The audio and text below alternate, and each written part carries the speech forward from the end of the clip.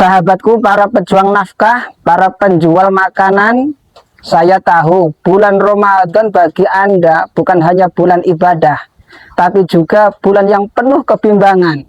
Di satu sisi dapur harus tetap mengepul, dan di satu sisi lain cicilan harus dibayar. Ada rasa takut di hati, apakah setiap suapan nasi yang saya jual di siang hari ini akan menjadi dosa yang menghalangi doa-doa saya. Ketahuilah bahwa Allah Maha tahu lelahmu, namun Allah juga Maha melihat sejauh mana kita menjaga kehormatan syiar di bulan Ramadan. Berdagang makanan di bulan Ramadan bukan tentang menutup pintu rezeki, tapi tentang bagaimana cara kita menjemput rezeki dengan cara yang paling diridhoi.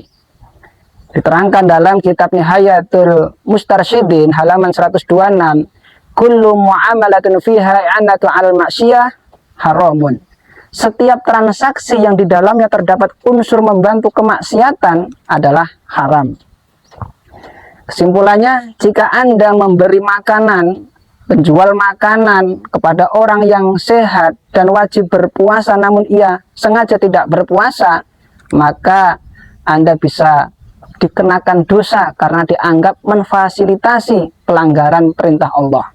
Namun jika Anda menyediakan makanan untuk orang yang lagi uzur atau anak-anak, maka tidak ada dosa di dalamnya.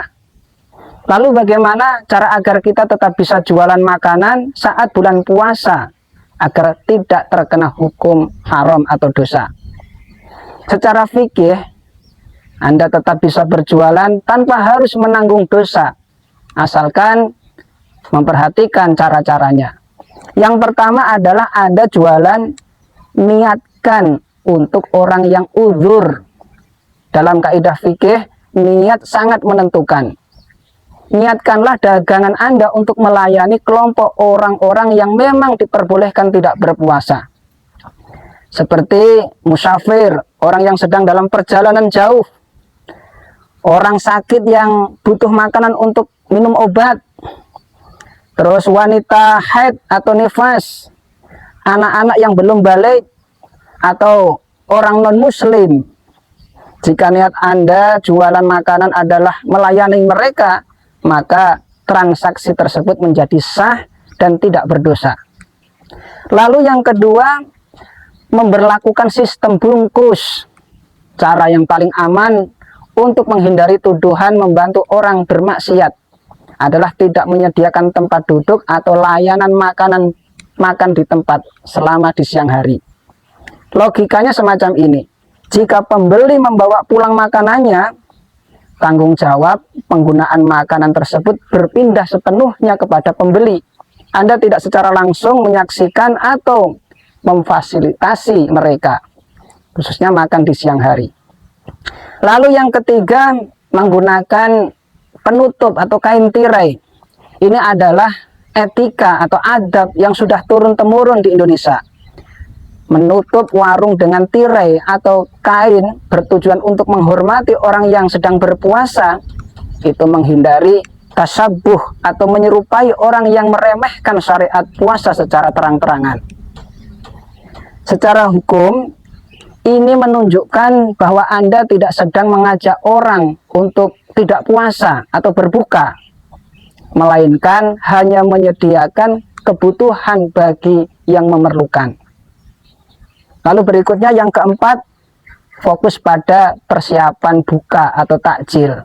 Cara yang paling bersih dari syubhat atau keraguan adalah mulai beroperasi memajang makanan menjelang waktu berbuka atau sore hari.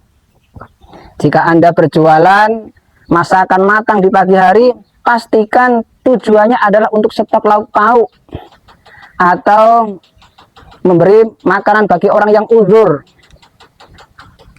Ya, disebutkan dalam sebuah kaidah, al-umuru bimaqasidiha. Setiap perkara bergantung pada tujuannya.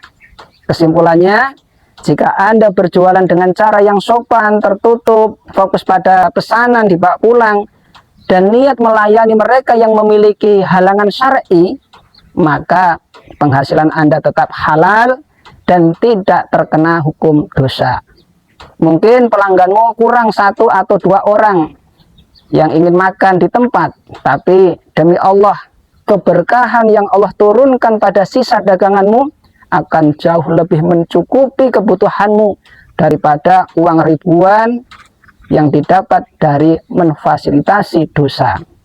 Mari jemput rizki yang tidak hanya mengenyangkan perut, tapi juga menenangkan jiwa.